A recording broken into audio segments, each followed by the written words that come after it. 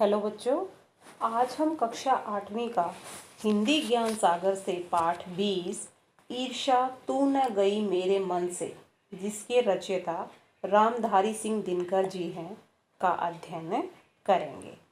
ईर्ष्या तू न गई मेरे मन से एक शिक्षाप्रद निबंध है, जिसमें लेखक ने ईर्ष्या और ईर्ष्यालु व्यक्ति के बारे में बताया है। लेखक बताता है कि ईर्ष्या व्यक्ति को उपलब्ध सुख सुविधा के सुख से वंचित कर देती है। लेखक ने ईर्ष्या से बचने का उपाय भी सुझाया है, तो आइए देखिए।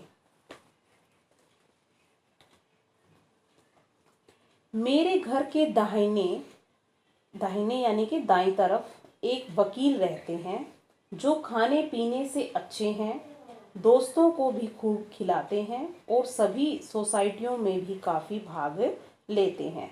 बाल बच्चों से भरा पूरा परिवार, नौकर भी सुख देने वाले और पत्नी भी अत्यंत मृदुभाषिणी क्या होता है? मधुर बोलने वाली। भला एक सुखी मनुष्य को और क्या चाहिए? मगर वे सुखी नहीं है, यानी कि वह वकील सुखी नहीं है। उनके भीतर कौन सा दाह है? दाह क्या होता है? जलन। इसे मैं भली भांति जानता हूँ।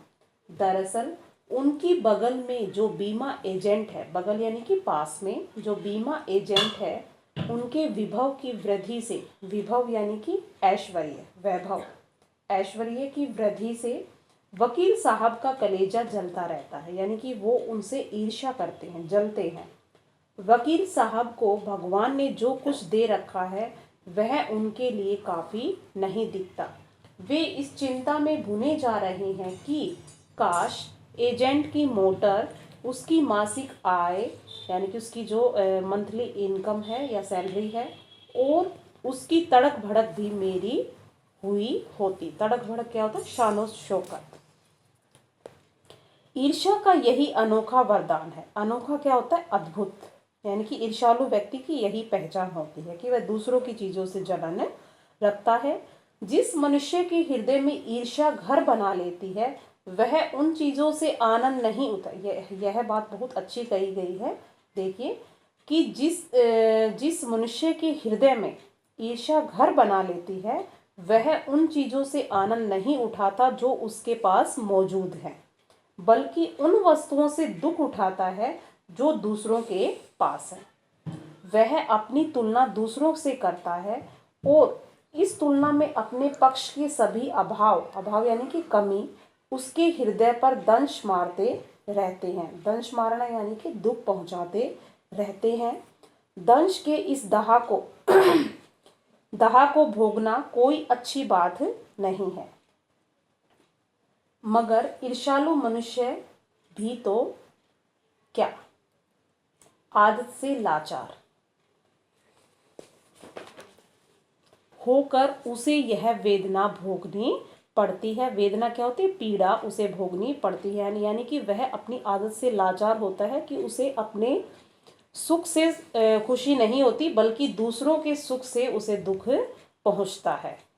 एक उपवन को पाकर भगवान को धन्यवाद देते हुए उसका आनंद नहीं लेना और बराबर इस चिंता में निमग्न क्या होता है? डूबा हुआ रहना कि इससे भी बड़ा उपवन क्यों नहीं मिला, यानी कि उसे खुशियां क्यों नहीं मिली। एक ऐसा दोष है जिससे ईर्ष्यालु व्यक्ति का चरित्र भी भयंकर हो उठता है। अपने अभाव पर दिन रात सोचते सोचते वह सृष्टि की प्रक्रिया को भूलकर विनाश में लग जाता है और अपनी उन्नति के लिए यानी कि अपनी प्रगति के लिए उद्यम क्या होता है? प्रयास या फिर कोशिश करना या फिर परिश्रम करना छोड़कर वह दूसरों को हानि पहुंचाने को ही अपना श्रेष्ठ कर्तव्य समझने लगता है। यानी कि वह दूसरों की भलाई के लिए काम नहीं करता, न ही अपनी उन्नति के लिए काम करता, बल्कि दूसरों को हानि पहुंचाने का ही काम करना ही अपना श्रेष्ठ कर्तव्य समझने लगता है। ईर्ष्या की बड़ी बेटी का नाम है निंदा यानी कि दूसरे व्यक्ति की बुराई करना। जो व्यक्ति ईर्ष्यालु होता है वही व्यक्ति बुरे किस्म का निंदक भी होता है। निंदक कौन होता है? बुराई करने वाला। दूसरों की निंदा वह इसलिए करता है कि वह इस प्रकार दूसरे लोग, जनता अथवा मित्रों की आंखों से गिर जाए। आंखों से गिरना यानी कि सम्मान खो बैठना, और तब जो स्थान रिक्त होगा उस पर अनायास मैं ही बिठा दिया जाऊंगा। अनायास क्या होता है? अपने आप। मगर ऐसा न आज तक हुआ है कि हम दूसरों को गिराकर हम ऊंचा उठ सकते हैं, ऐसा न आज तक हुआ है और न ही आगे होगा। दूसरों को गिराने की कोशिश तो अपने को बढ़ाने की कोशिश नहीं कही जा सकती। एक बात और है कि संसार में कोई भी मनुष्य निंदा से नहीं गिरता, यानी कि किसी के बुराई करने से कोई व्यक्ति बुरा नहीं बनता। उसके पतन का कारण अपने ही भीतर के सद्गुणों का ह्रास होता है। ह्रास क्या होता है? पतन या फिर कमी होती है। उसके अंदर अगर सद्गुण नहीं है तो वह व्यक्ति अपने आप गिर जाता है दूसरों की नजरों में। इसी प्रकार कोई भी मनुष्य दूसरों की निंदा करने से अपनी उन्नति नहीं कर सकता, यानी कि हम किसी व्यक्ति की बुराई करके अपनी उन्नति नहीं कर सकते। उन्नति तो उसकी तभी होगी जब वह अपने चरित्र को निर्मल बनाए तथा अपने गुणों का विकास करे। ईर्ष्या का काम है जलाना, मगर सबसे पहले वह उसी को जलाती है जिसके हृदय में उसका जन्म होता है। कि ईर्ष्या का तो काम ही क्या होता है? जलाना। लेकिन ये एक बात यहाँ ध्यान देने योग्य है कि वह उसी व्यक्ति को सबसे पहले जलाती जिसके हृदय में उसका जन्म होता है, यानी कि ईर्ष्यालु व्यक्ति को ही वह सबसे पहले जलाती है। आप भी ऐसे बहुत से लोगों को जानते होंगे जो ईर्ष्या और द्वेष की साकार मूर्ति है, और जो बराबर इस फिक्र में रहते हैं कि कहाँ सुनने वाले मिले, कि हम अपने दिल का गुबार निकालने का मौका मिले। दिल का गुबार यानी कि मन में एकत्रित हुई बातें कहने का उन्हें मौका मिले। श्रोता मिलते ही उनका ग्रामोफोन बजने लगता है। श्रोता क्या होता है? सुनने वाला। ग्रामोफोन यानी कि रिकॉर्ड प्लेयर होता है वह बजने लगता है कि अब हमें अपनी बात कहने का मौका मिल गया है, और वे बड़ी ही होशियारी के साथ एक एक कांड इस ढंग से सुनाते हैं मानो विश्व कल्याण को छोड़कर उनका और कोई ध्येय नहीं हो। ध्येय क्या होता है? उद्देश्य या फिर लक्ष्य। मगर जरा उनके अपने इतिहास को देखिए और समझने की कोशिश कीजिए कि जब से उन्होंने इस सुकर्म का आरंभ किया है, सुकर्म क्या होता है? अच्छे काम का आरंभ किया है, तब से वे अपने क्षेत्र में आगे बढ़े हैं या फिर पीछे हटे हैं। यह भी कि अगर वे निंदा करने में समय और शक्ति का अपव्यय नहीं करते, अपव्यय क्या होता है? फालतू खर्च नहीं करते, तो आज उनका स्थान कहाँ होता? चिंता लोग चिता कहते हैं, कि चिंता को जो है लोग चिता का नाम देते हैं। जिसे किसी प्रचंड चिंता ने पकड़ लिया है, प्रचंड क्या होता है? घोर चिंता ने पकड़ लिया है, उस बेचारे की जिंदगी ही खराब हो जाती है। किंतु ईर्ष्या शायद चिंता से भी बदतर चीज है। बदतर क्या होता है? बहुत ही ज्यादा खराब चीज है, क्योंकि वह मनुष्य के मौलिक जो उसके नेचुरल जो गुण होते हैं, मौलिक जो गुण होते हैं, उनको कुंठित बना डालती है। मृत्यु शायद फिर भी श्रेष्ठ है बनिस्पत क्या होता है? बजाय इसके कि हमें अपने गुणों को कुंठित बनाकर जीना पड़े। चिंता दग्ध क्या होता है? चिंता में जलता हुआ मनुष्य समाज की दया का पात्र होता है, किंतु ईर्ष्या से जला बुना आदमी जहर की एक चलती फिरती गठरी के समान होता है, जो हर जगह वायु को क्या करता है? दूषित करता है।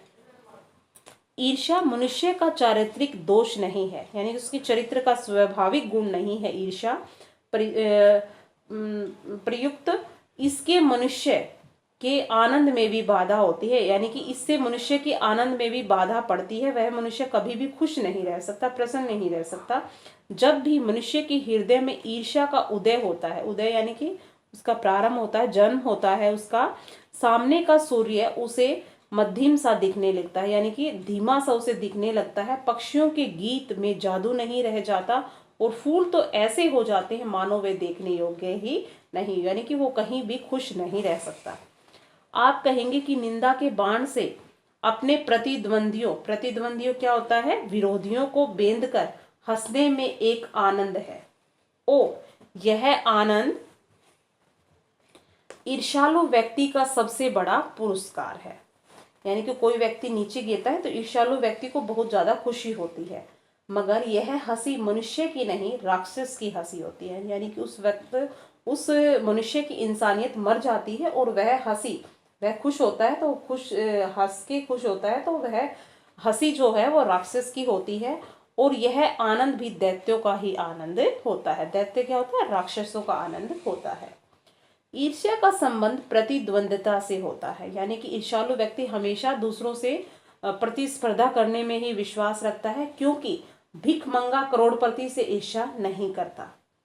यह एक ऐसी बात है जो ईर्ष्या के पक्ष से भी पड़ सकती है, क्योंकि प्रतिद्वंद्विता से ही मनुष्य का विकास होता है। किंतु अगर आप संसार व्यापी क्या होता है, फैला हुआ सुयश चाहते हैं, तो आप रसेल के मतानुसार शायद नेपोलियन से स्पर्धा करेंगे। स्पर्धा क्या होता है, प्रतियोगिता आप करेंगे।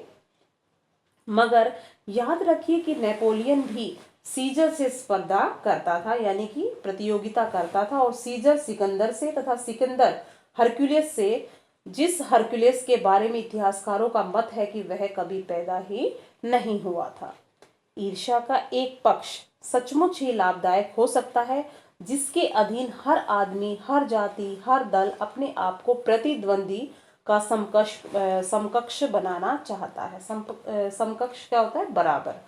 किंतु यह तभी संभव है जबकि ईर्ष्यालु व्यक्ति यह महसूस करता है कि कोई चीज है जो उसके भीतर नहीं है, कोई वस्तु है दूसरों के पास है, किंतु वह यह नहीं समझ पाता कि इस वस्तु को प्राप्त कैसे करना चाहिए, और गुस्से में आकर अपने किसी पड़ोसी, मित्र या समकालीन व्यक्ति को अपने से श्रेष्ठ मानकर उससे जलने लगता है, जबकि वे लोग भी अपने आप से शायद वैसे ही असंतुष्ट हों, यानी कि खुश न हों।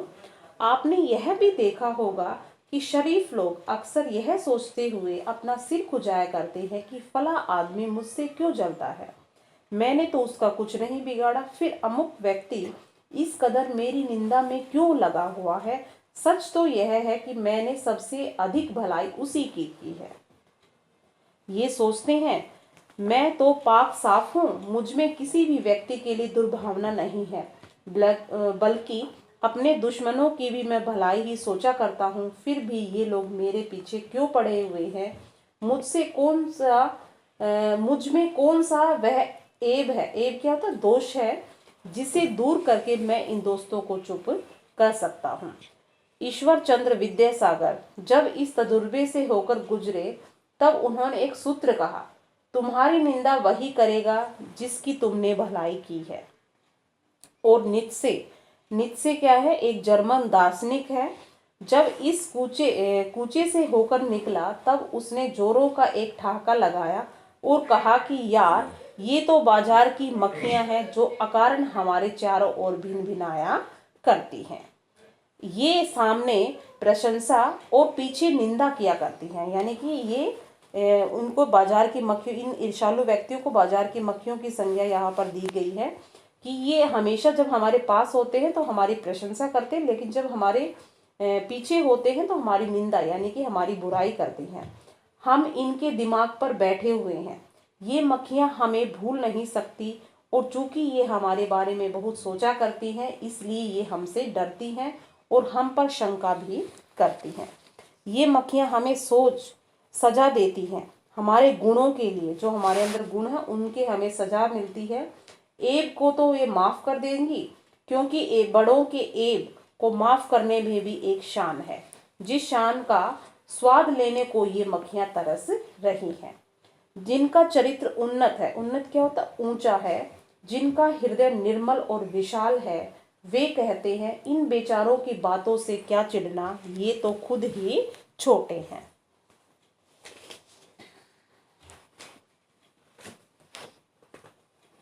मगर जिनका दिल छोटा और दृष्टि संकीर्ण है, संकीर्ण क्या होता है, तंग, यानी कि छोटी, बिल्कुल ही पतली, संकीर्ण पतली भी होता है कि छोटी है सोच, जिनकी दृष्टि या फिर सोच वे मानते हैं कि जितने भी बड़ी हस्तियां हैं, हस्तियां कहते हैं प्रसिद्ध व्यक्ति, उनकी निंदा ही ठीक है। और जब हम इनके प्रति उदारता और